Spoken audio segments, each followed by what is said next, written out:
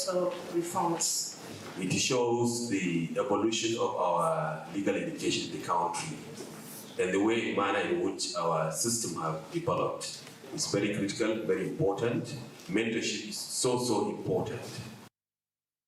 The director of the center, Professor Adedeji Adekunle, highlighted the need for mentorship, which helps to impact practical knowledge on young lawyers. We had a project aimed at institutionalizing the gains of the Administration of Criminal Justice Act. And I thought, what better way to institutionalize and preserve a legacy than to start a program to nurture interest in the practice of criminal justice. A total of 6 universities took part in the competition.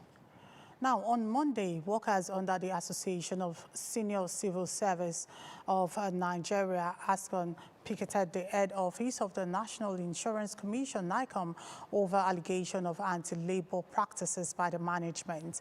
The workers, led by the Secretary General of the Trade Union Congress, Nuhu Toro, the union's national president, Shehu Muhammad, and Secretary General Joshua Akwebo, accused NICOM management of plotting sack of some staff who wrote promotion exams, alleging that they failed but refused to display the results of the test. The workers had spurred the intervention of the Federal Ministry of Labor before embarking on the picketing. Reports reaching us confirm that some of our members here have been victimized, and there's a perceived disengagement that the management intends to carry out, which violates the rules of engagement. And then the minister gave us 30 days timeline in which to come and have an internal mechanism and set it. So we have been waiting for them to call us as the unit ESCO, but they have. As long as they don't comply with what we want to do, it will continue. Today is just a test. By tomorrow you see this place, there will be no road here. After hours of protest, the union leadership were invited for a closed-door meeting with NICOM officials, and it was resolved that until the matter is determined at the instance of the Federal Ministry of Labor and Employment, no further anti-labor action. The NICOM executive was led by the Director of Finance and Administration. This is to inform the Association of Senior Civil Servants of Nigeria that the mail sent to certain staff of the Commission to appear before a disciplinary committee has been withdrawn pending the conciliation at the Federal Ministry of Labor and Employment. A copy of the mail written to the staff concerned is attached for your perusal. No member of the union involved in this picketing will be victimized either directly or indirectly. And we'll follow it up with the Ministry of Labor to ensure speedy determination of this case, and then we'll come back here to further discuss with them. We have also informed them that there's no any action the management should take in our absence that affects our members. Whatever decision they are going to take, we must be there to agree and not agree. At the moment, workers have dispersed and to resume normal activities by tomorrow, Tuesday, but insist should the intervention of the Labor Ministry fails, they will proceed to the National Industrial Court. The Conference of Nigeria Political Parties and a coalition of civil society organizations have raised serious concerns over allegation that the Economic and Financial Crimes Commission spent 54 million naira sponsoring judicial officers on a foreign trip, warning it could undermine judicial independence. In a joint statement, the CNPP and over 75 civil society groups under the coalition of national civil society organizations described the development as a grave threat to Nigeria's democracy and the principle of separation of powers.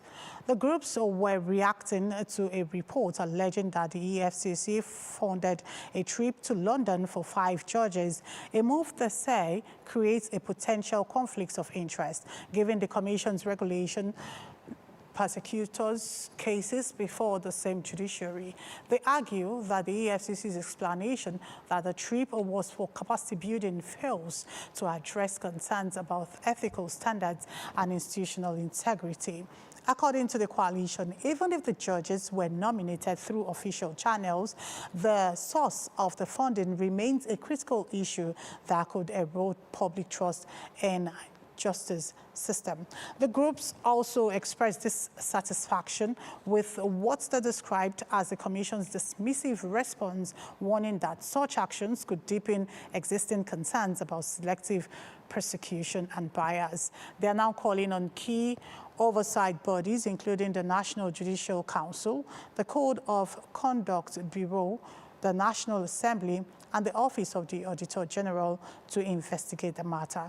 The coalition says it will take further action, including filing formal petition, insisting that full disclosure of the expenditure and beneficiaries is necessary to protect the credibility of Nigeria's judiciary.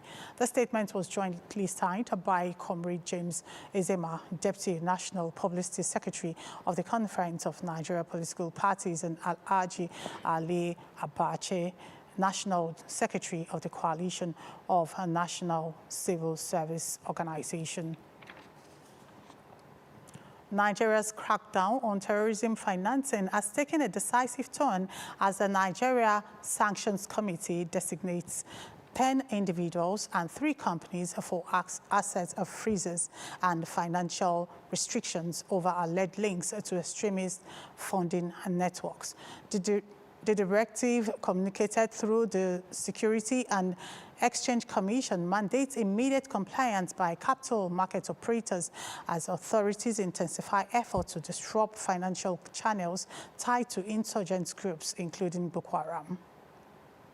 The latest sanction list, issued under the Terrorism Prevention and Prohibition Act 2022, identifies individuals, entities allegedly involved in financing terrorism, with several previously convicted by the Abu Dhabi Federal Court of Appeal for moving funds from United Arab Emirates to Nigeria.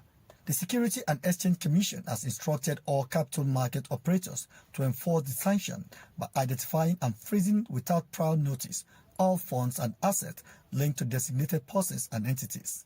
The order extends beyond directly owned accounts to include jointly held assets, indirectly controlled resources, and any fund derived from or associated with the listed individuals or firms.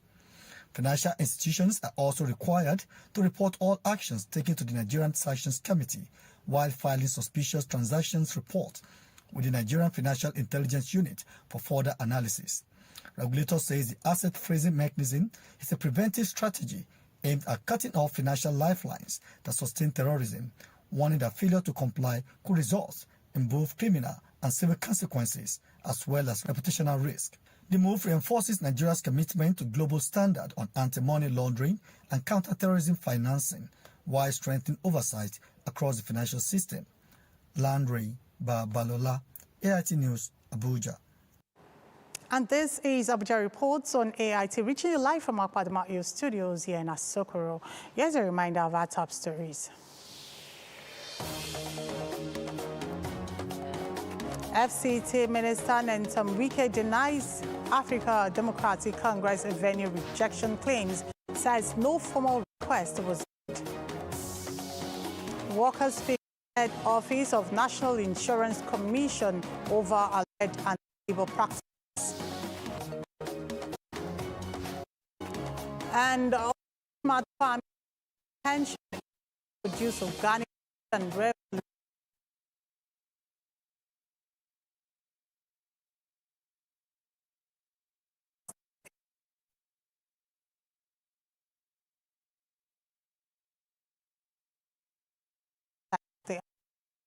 Awareness Walk targets the promotion of grassroots understanding and support for President Bola Ahmed Tinubu's policies and programs that have greatly improved the livelihoods of citizens and about 35 million people with disabilities across the country.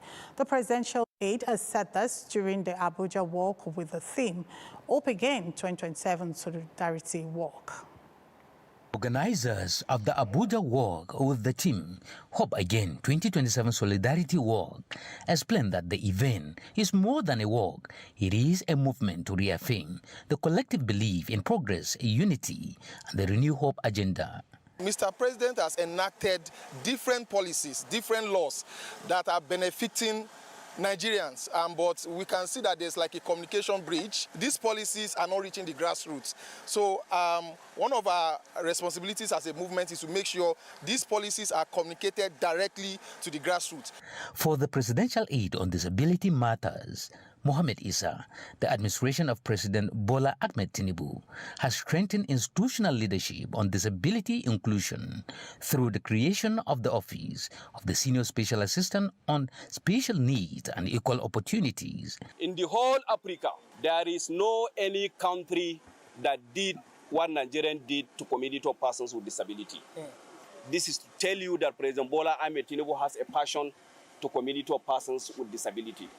The participants expressed the belief that taking the message to the grassroots and standing together for a stronger Nigeria, especially in supporting President Bola Tinubu's Renew Hope agenda, Nigeria will guarantee a better country for all.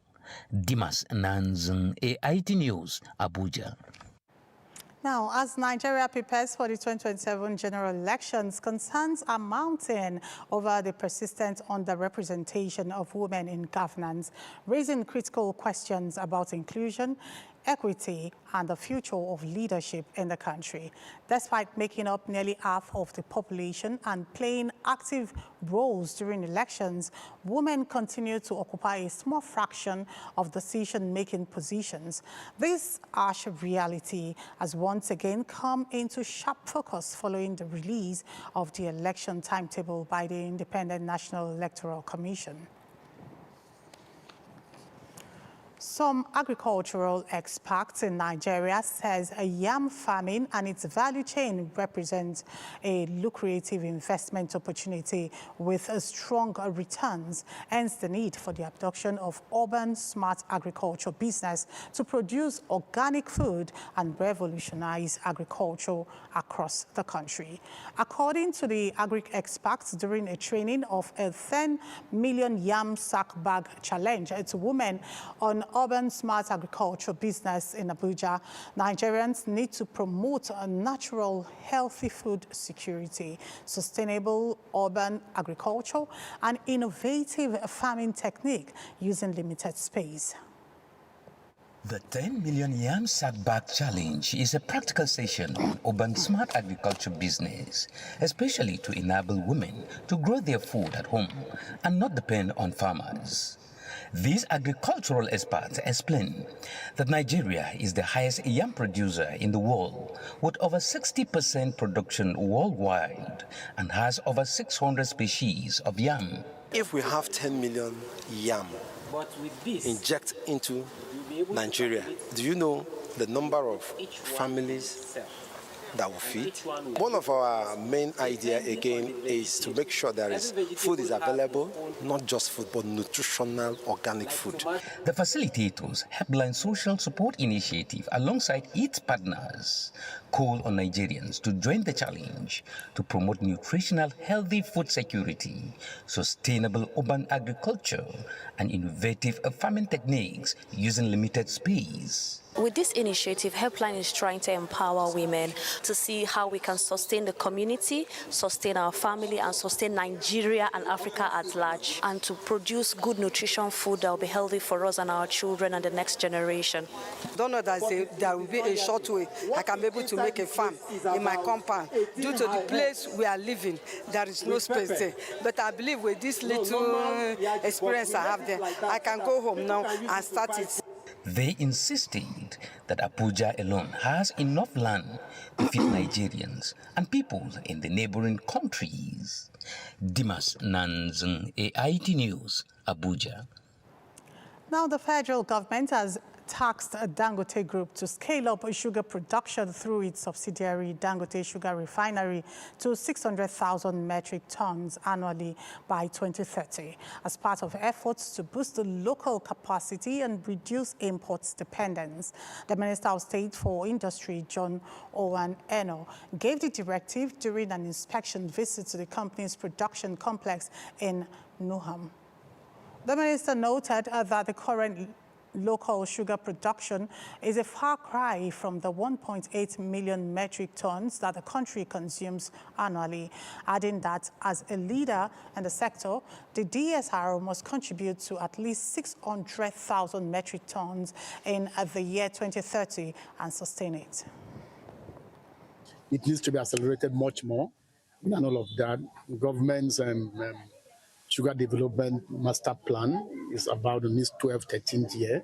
I mean, it has expectations and projections in terms of what is supposed to be achieved for a country whose sugar consumption yearly is about 1.8 million tons, and all of that, and the fact that Dangote Sugar is at the top of the sugar majors.